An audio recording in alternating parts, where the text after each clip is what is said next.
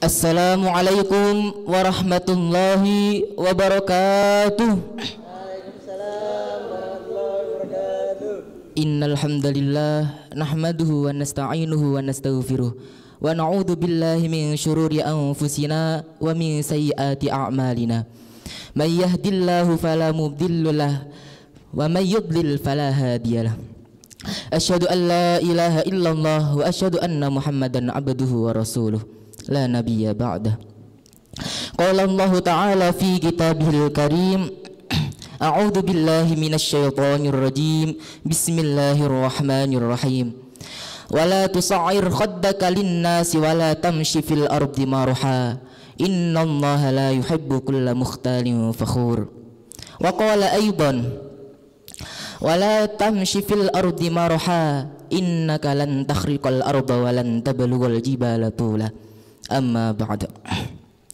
Hadratal muhtaram, hadratal mukarram, para alim ulama, wabil khusus kepada Romo Kiai Haji Ahmad Rifai selaku pengasuh sekaligus pendiri pesantren Tahfidzul Quran Cinta Rasulullah yang saya ta'zimi, kepada segenap dewan pembimbing, dewan asatid pesantren Tahfidzul Quran Cinta Rasulullah yang saya hormati, kepada ketua pondok sekaligus jajaran pengurus pesantren Tahfidzul Quran Cinta Rasulullah yang saya hormati, dan tak lupa kepada teman-teman senasib seperjuangan yang saya cintai. Awalan hamdan wa syukran ilallah huwallazi anzalal Qur'an hudal linnas wa busyra lil muslimin. Karena berkat rahmat, taufik, hidayah serta inayahnya kita dapat berkumpul dalam majlis yang insya Allah penuh dengan barokah ini dengan keadaan sehat wal afiyah biqaulina alhamdulillahi rabbil alamin. Thaniyan, Allahumma salli ala Muhammad, Allahumma salli alaihi wasallim. Hayya bina an nusalli ala sayyidina Muhammadin sallallahu alaihi wasallam alladzi akhrajan nasa minadh dhulumati ilan nur. Beliaulah nabi yang telah mengeluarkan kita, telah membimbing kita dari kegelapan zaman jahiliyah, dari kemerosotan umat zaman jahiliyah hingga zaman yang terang benderang hingga saat ini. Wa qala Allah Ta'ala fi kitabihil karim. A'udzu billahi minasy syaithanir rajim. Bismillahirrahmanirrahim. Ya ayyuhalladzina amanu lima taquluna ma la taf'alun. Kabura maqtan 'indallahi an taqulu ma la taf'alun. Shadaqallahul 'adzim. Ya ayyuhalladzina amanu, he eling-eling wong kang padha iman kabeh. Lima taquluna, kenapa padha ngucap sapa sira kabeh? Maing barang la taf'aluna kang ora padha agawe sapa sira kabeh. Kabura gede banget apane maqtan bendune 'indallah ing dalem ngersane Allah, antakulu ing yen padha ngucap sapa sira kabeh ma ing perkara la taf'aluna kang ora padha agawe sapa sira kabeh. Wis angel wangel pol. Di mana-mana banyak orang yang pandai ngomong tentang kebaikan, pandai menasihati orang lain, petuah-petuah bijak, namun sedikit sekali yang mampu melakukan apa yang mereka ucapkan. Begitu pula saya berdiri di sini ngomong-ngomong tentang kebaikan, menasihati orang-orang, tapi perilaku saya masih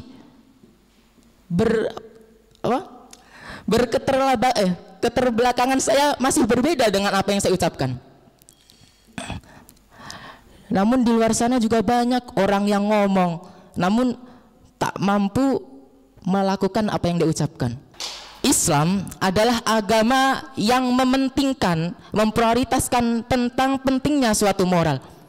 Jika moral ini adalah moral yang baik, akhlak ini adalah akhlak yang terpuji, maka kita sebagai umat muslim harus berusaha semaksimal mungkin untuk menjalankan dan mengimplementasikannya dalam kehidupan kita sehari-hari. Namun jika akhlak ini adalah akhlak yang buruk, moral yang tak terpuji, maka kita harus menghindarinya dan harus berusaha menjauhinya. Banyak sekali akhlak-akhlak yang tak terpuji yang harus kita hindari. Salah satunya an Abdillah bin Mas'ud an Nabi sallallahu alaihi wasallam qala la yadkhulul jannah man kana fi qalbihi mithqalu dzarrah min kibrin.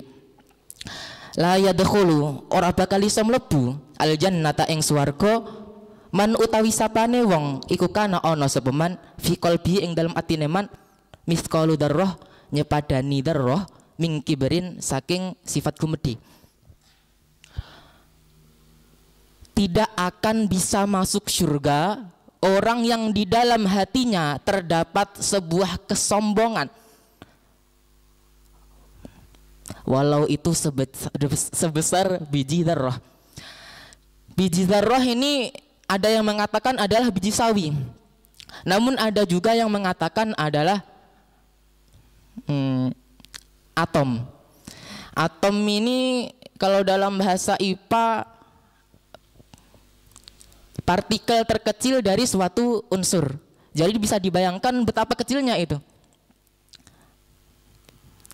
Namanya sifat sombong ini tumbuh pada jiwa-jiwa yang kerdil, pada pikiran-pikiran yang sempit dan akal-akal yang tak jernih. Kenapa demikian? Kalau akal kita adalah akal yang jernih, pikiran kita adalah pikiran yang luas, tak mungkin kita bisa berbuat sombong. Karena kita pasti akan bisa berpikir. Karena sehebat apapun manusia, beribu kelebihan apapun yang dia miliki, pasti di samping itu tetap ada suatu kekurangan. Pasti akan memiliki suatu kesalahan. Dikarenakan manusia adalah tempatnya salah dan lupa. Al-insan makanul khata' wan nisyan. Dan sifat sombong ini kita gak sadar, tiba-tiba akan muncul kapanpun sewaktu-waktu. Maka tugas kita adalah kenali diri kita baik-baik. Siapa kita sebenarnya? Kenali kita. Orang yang paling celaka, orang yang paling rugi adalah orang yang tak kenal akan dirinya sendiri. Halakamru'un, siapa orang yang paling rugi? Siapa orang yang paling celaka? Lam ya'rif qadrahu, orang yang tak kenal akan jati dirinya. Dijelaskan dalam Quran surah Al-Insan, hal ata 'alal insani hinum minad dahri lam yakun syai'an madhkura. Pernah datang suatu masa manusia ini lam yakun syai'an madhkura, bukan apa-apa dan bukan siapa-siapa. Inna khalaqnal insan min nutfatin amsyaj. Sesungguhnya kami telah menciptakan manusia dari setetes mani yang dicampur. Min nutfah, dari setetes mani, amsyajin yang dicampur. Maksud dari kata dicampur di sini adalah ya antara bapak dan ibu itu ya langsung jebret kayak gitu, itu maksudnya dicampur. Lah, jadi maaf. Jadi sebetulnya kita ini bukan siapa-siapa. Asal muasal kita ini bukan dari perkara yang bagus, melainkan dari nutfah, min nutfah, dari setetes mani. Dan mani itu menurut saya gila nih gitu. Maksudnya gimana ya? Ya kita ini berarti berasal dari perkara yang gila nih. Maksudnya apa ya? Menjijikan, gigui gitu loh.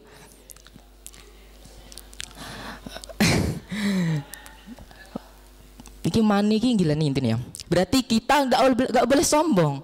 Kenapa kita sombong? Kita ini berasal dari perkara yang hina. Sekali lagi mani itu gila nih. Pemeneh endi Kang asli. Lah nggonanmu Kang butek wisan ambune ra enak, rada ireng-ireng ngono. Iku saya gilani neh. Kita ini harus berusaha jangan sampai kita sombong. Soalnya sombong itu datang sewaktu-waktu, kita tuh nggak sadar. Nggih Kang, asli nggih.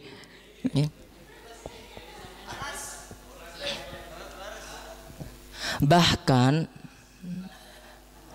ini asal muasal kita kalau dibandingkan dengan asal muasal hewan lebih berharga asal muasal hewan.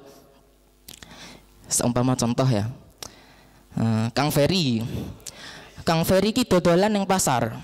Sijine iki calon pitik, sijine calon menungso. Didol ning pasar calon pitik iki didodol. Monggo Pak De, Mbok De dituku ya. Lagi tasan metu isih hangat. Monggo calon pitik. Ndok ya lah. Itu yang antri banyak, bahkan sampai berebut. Tapi calon menungso sing didol, monggo Mbak E masih iki isih hangat lagi tasan metu. Nggonku asli iki, original. Ini bahkan yang datang pun malah kilo. Masuk kayak ngono didol, ngono dhewe pisan. Ini sangat menjijikkan, gitu. Berarti kita ini intinya jangan sombong. Ada suatu resep, insya Allah bisa kita pakai.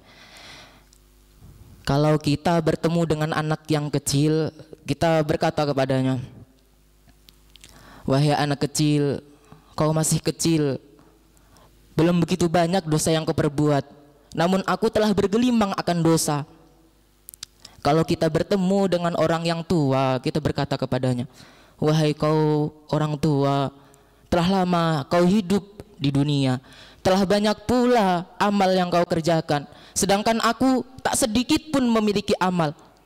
Lah, disitulah semakin kita merasa diri kita lebih hina dibandingkan orang lain, merasa kita ini dosanya lebih banyak, maka disitulah rahmat Allah turun kepada kita. Jangan anggap diri kita ini sebagai penghuni surga, namun anggap diri kita ini adalah penghuni neraka. Banyak dosa yang kita perbuat.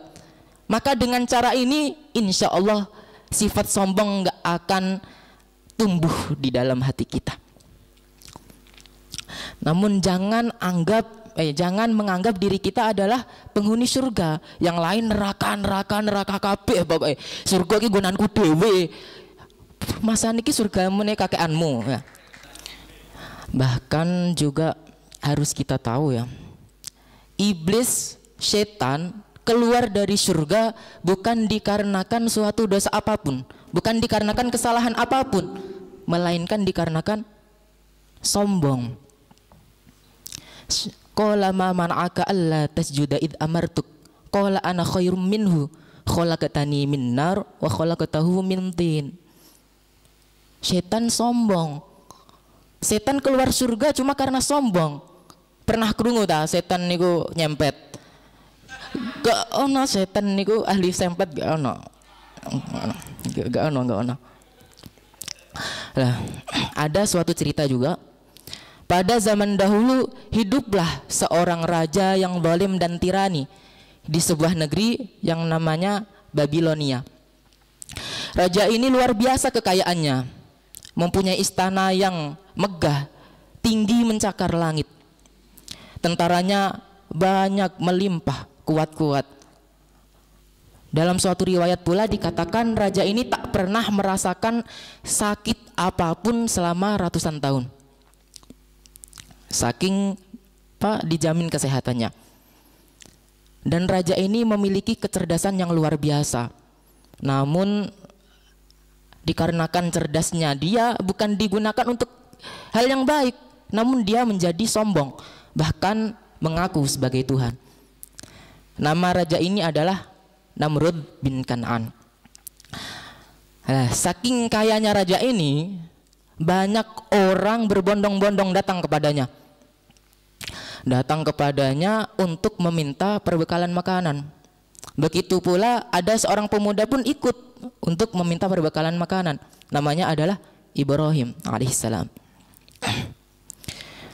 Nah, setiap orang yang datang kepadanya pasti ditanyai oleh Namrud ini, Man Rabbuka, siapa Tuhanmu? Nah, semua orang ini menjawab, Engkaulah Tuhanku wahai sang raja. Seketika itu pula setiap orang yang menjawab dengan jawaban yang seperti ini pasti langsung dikasih perbekalan makanan oleh Namrud. Namun ketika tiba giliran Nabi Ibrahim alaihissalam masuk kepada Namrud, Namrud bertanya, siapa Tuhanmu wahai pemuda? Dan kisah ini tersimpan hingga sekarang dalam Al-Quran. Dalam Quran surah Al-Baqarah ayat 258.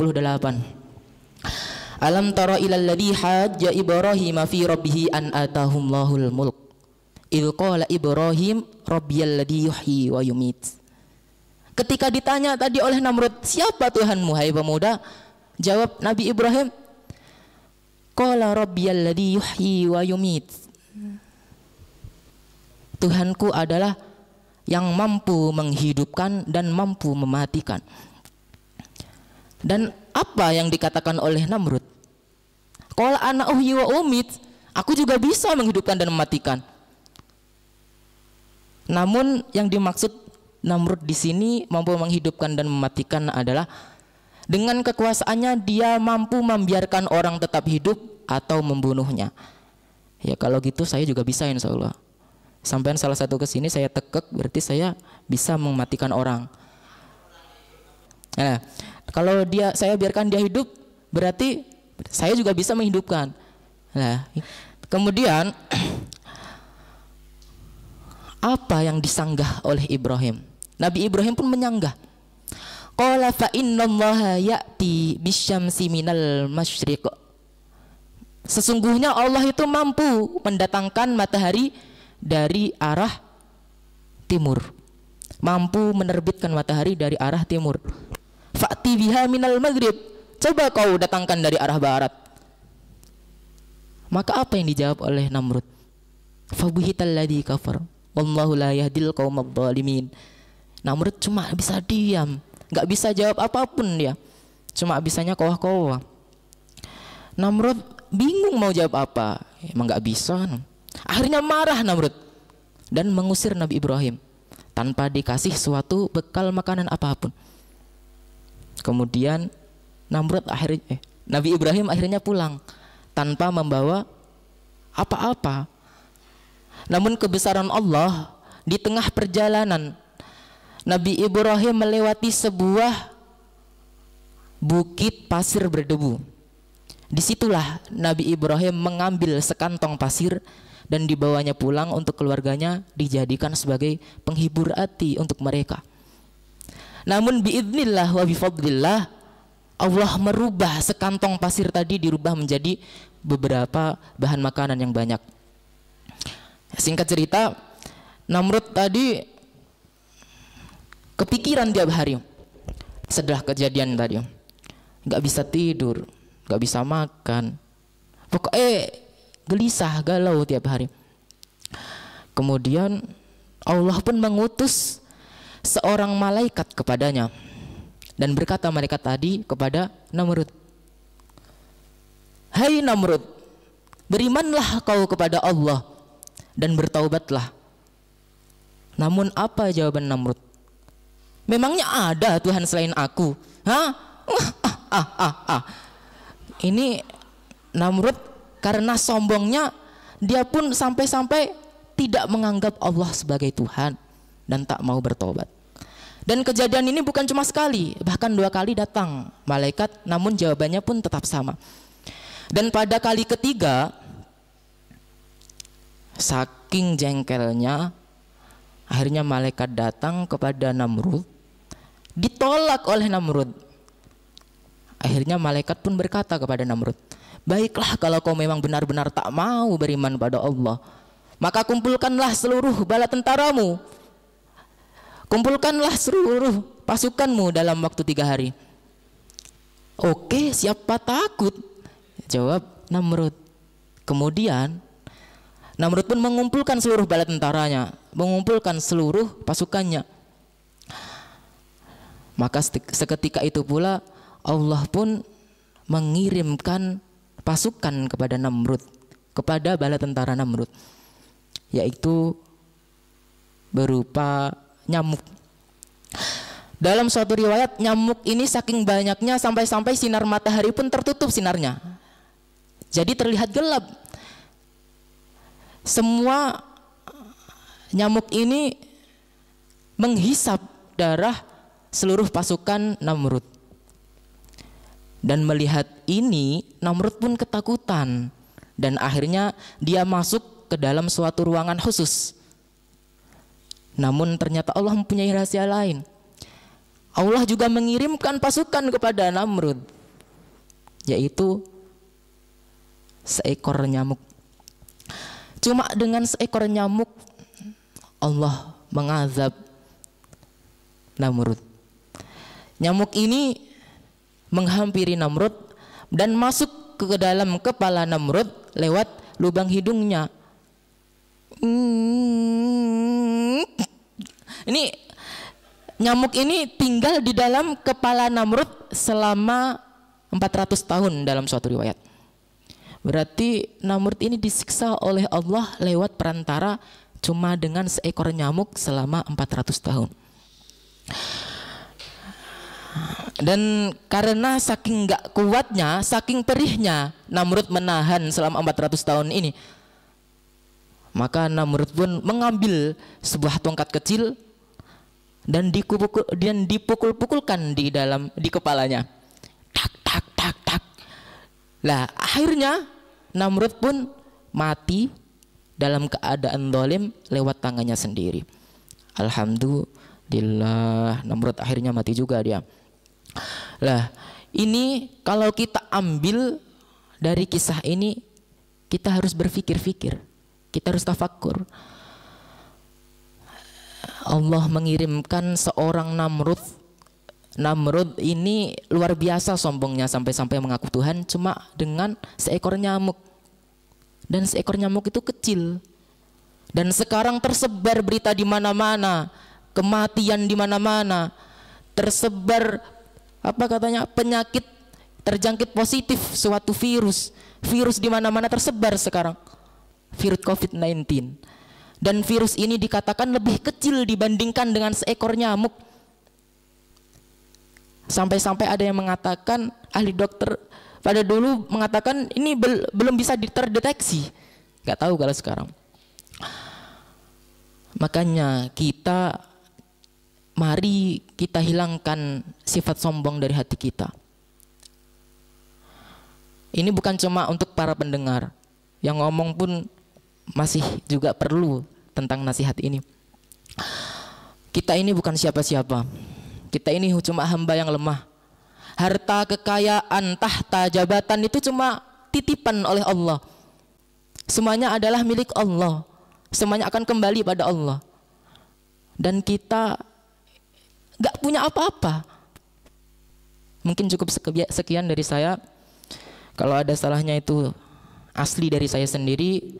Kalau kebenaran cuma milik Allah Subhanahu wa taala.